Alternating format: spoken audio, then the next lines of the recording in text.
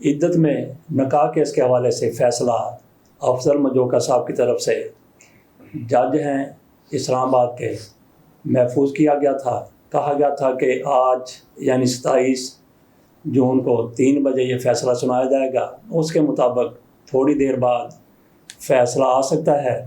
پرسوں ان کی طرف سے جس طرح کی ریمارکس دیے گئے، جس طرح کی سماعت ہوئی، اس سے یہی نظر آ رہا تھا کہ عمران خان کی سزا معطل ہو جائے گی اور عمران خان پر پھر کوئی کیس نہیں رہ جائے گا جس میں وہ اندر ہوں، جس میں وہ سزا یافتہ ہوں. تو عمران خان کی آج رہائی کا امکان ہی نہیں. کچھ لوگ یقین بھی ظاہر کر رہے تھے. بہرحال پاکستان کی ہسٹری میں، پاکستان کی تاریخ میں آج تک ابھی تک کی 2 حقیقتیں ہیں. عمران خان کے حوالے سے ایک حقیقت اور دوسری میاں شہباز شریف جو پاکستان کے وزیر اعظم ہیں ان کے حوالے سے کہ میاں شہباز شریف صاحب کو اس دن پاکستان کا وزیر اعظم بنایا گیا جب ان پر فرد جرم عائد ہونا تھی. یہ آج کی پاکستان کی بہت بڑی حقیقت ہے. اور دوسری حقیقت عمران خان کے حوالے سے ہے. عمران خان آج جیل میں ہیں. تو وہ کس کیس میں جیل میں ہیں؟ شادی کے الزام میں جیل میں ہیں کہ انہوں نے نکاح کیا، عدت کے دوران نکاح کیا. دنیا میں آپ جا کر بتائیں گے کہ عمران خان کس کیس میں جیل میں ہیں، کیا کیس ہے، کیا مقدمہ ہے جس میں ان کو سزا دی گئی ہے. تو بتایا یہ جائے گا کہ انہوں نے شادی کی تھی. ان لوگوں کو نہیں پتا کہ پاکستان میں عدت کیا ہوتی ہے. ان کو تو شادی سے بھی سروکار نہیں ہوتا جس طرح کا وہ معاشرہ ہے. وہاں تک یہ خبر پہنچی ہوگی تو کیا وہ سوچتے. بہرحال ہم آ جاتے ہیں جس طرح سے افضل مجوکا صاحب کی طرف سے کہا گیا تھا کہ میں فیصلہ سزا معطلی کے حوالے سے سنا دوں گا اور اپیلوں پر انہوں نے بعد میں سماعت کرنی ہے. پرسوں یہی نظر آ رہا تھا کہ آج 27 جون 3 بجے ان کی طرف سے فیصلہ سنایا جانا ہے.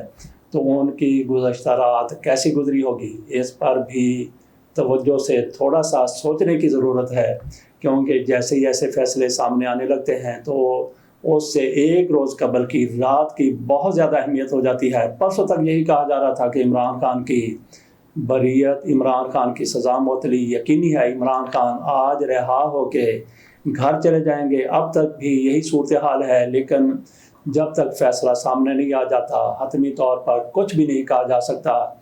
تو جج صاحب کی رات کیسے گزری ہوگی اس حوالے سے میں 2 راتوں کا آپ کے سامنے ذکر کرتا ہوں. ایک تو جناب منصور علی شاہ صاحب، ان کے پاس لاہور ہائی کورٹ کے وہ چیف جسٹس تھے.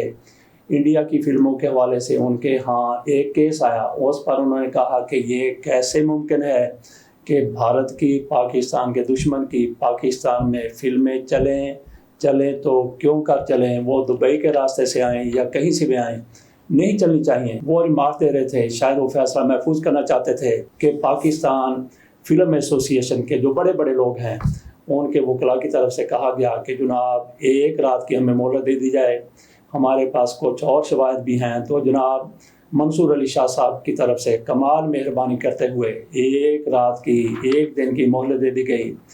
دوسرے دن وہی وکیل تھے، وہی مدعی تھے، وہی استغاثہ تھا، وہی صفائی والے تھے، وہی استغاثہ تھا، وہی سارے لوگ تھے، وہی عدالت تھی.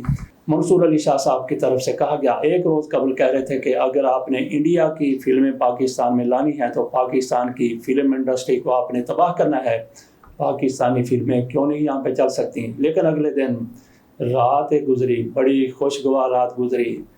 منصور علی شاہ صاحب اگلے دن کہہ رہے تھے کہ سرحدیں نہیں ہوتی. بہرحال ان کی طرف سے یہ فیصلہ دیا گیا کہ دبئی کے راستے پاکستان میں انڈین فلمیں آ سکتی ہیں، آ کے چل سکتی ہیں. اور پھر منصور علی شاہ صاحب کی طرف سے ایک اور فیصلہ بھی دیا گیا تھا بھارتی ڈرامے پاکستان میں دکھانے کے حوالے سے. وہ رات سنا کہ اسرار بخاری صاحب نوائے وقت میں کالم لکھا کرتے تھے، آج بھی کئی اخبارات میں وہ کالم لکھتے ہیں. وہ اس چیز کے راوی ہیں. انہوں نے کہا کہ رات کو ان کے ہاں 5 کروڑ روپیہ دیا گیا تھا. اللہ بہتر جانتا ہے کہ اس الزام میں کوئی صداقت ہے یا نہیں ہے. بہرحال ہمیں یہی بتایا تھا اسرار بخاری صاحب کی طرف سے، اور مبشر لقمان صاحب بھی شاید اسی کیس میں وہ بھی معاملہ لے کر گئے تھے، انہوں نے بھی اپنی درخواست واپس لے لی تھی.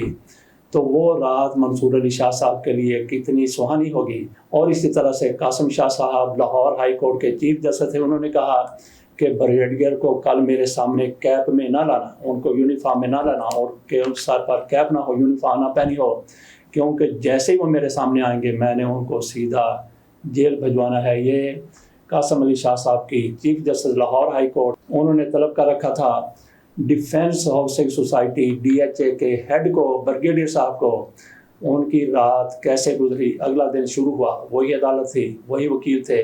تو قاسم خان صاحب کی طرف سے کہا گیا یہ کوئی ایسا معاملہ نہیں ہے, یہ تو زمینوں کا معاملہ ہے, اس میں ایسی کوئی بات نہیں ہے. ان کی رات اللہ بہتر جانتا کیسی گزری ہوگی. تو جناب افضل مجوکا کی گزشتہ رات کل تک تو یہی نظر آ رہا تھا کہ عمران خان کی سزا معطل ہو جائے گی اور وہ گھر چلے جائیں گے, لیکن آج پتہ چلے گا کہ افضل مجوکا صاحب کی گزشتہ رات کیسی گزری ہے.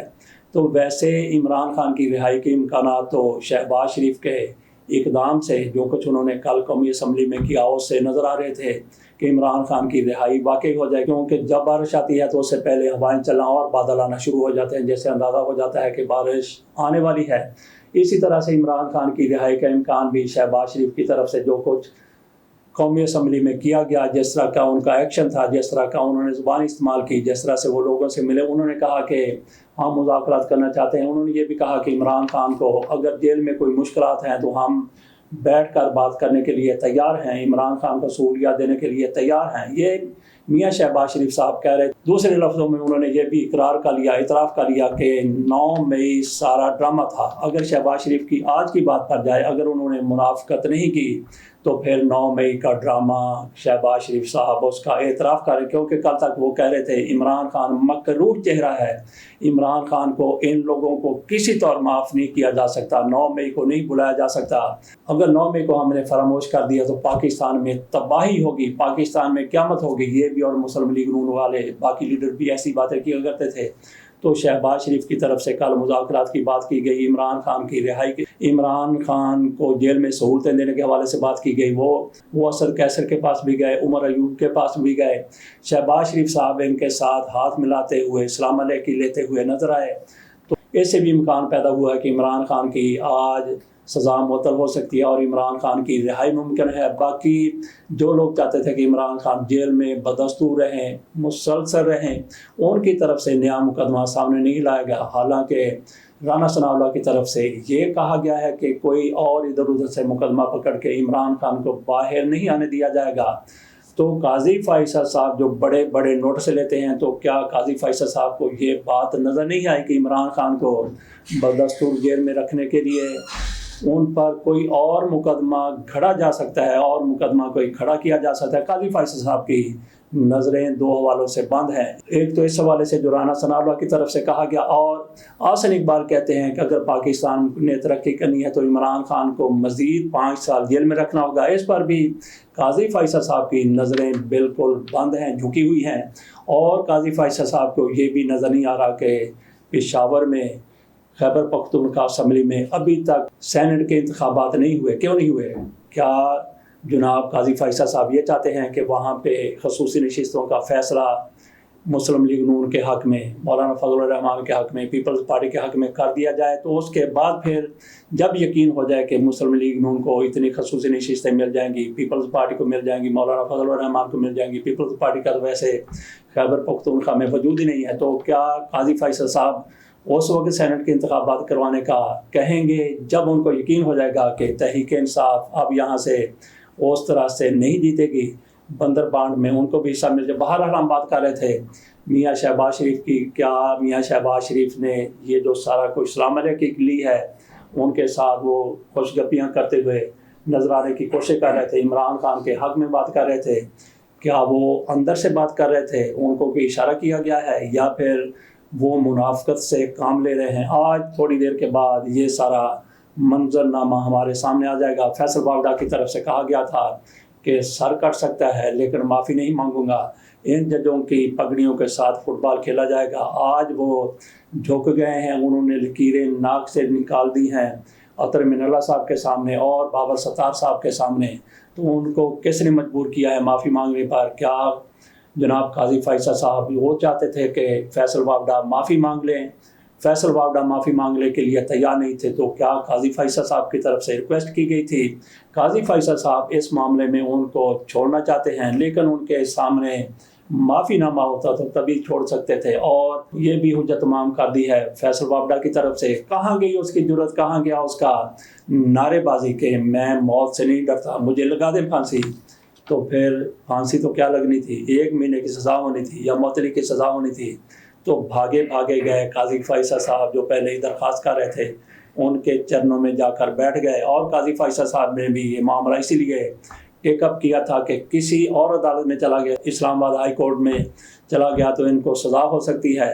تو سزا تو بہرحال قاضی فیصل صاحب کے پاس اپیل آتی تب بھی ختم ہو جانی تھی، لیکن قاضی فیصل صاحب کی اپنی مدت ملازمت بھی اس اکتوبر میں ختم ہو رہی ہے. اور اس کے بعد سپریم کورٹ میں معاملہ جاتا تو وابڈا صاحب کا کیا بنتا. قاضی فیصل صاحب کے سامنے یہ سارا منظرنامہ تھا. تو قاضی فیصل صاحب بھی اپنے 13 رکنی بینچ کو لے کر بیٹھے ہوئے ہیں. وہاں سے کیا فیصلہ آتا ہے، کیا تحریک انصاف کو سیٹیں مل جائیں گی؟ ملنے کا امکان تو نظر آ رہا ہے، کیونکہ قاضی فیصل صاحب کا الگ سے نقطہ نظر ہے، لیکن سارے جج صاحبان ان کا ساتھ دیتے ہوئے اب تک تو نظر نہیں آ رہے. اگلے ویلاگ میں ہم انشاءاللہ بات کریں گے خصوصی نشستوں کے حوالے سے معاملات کہاں تک پہنچے ہیں. اجازت دیجیے، اللہ حافظ.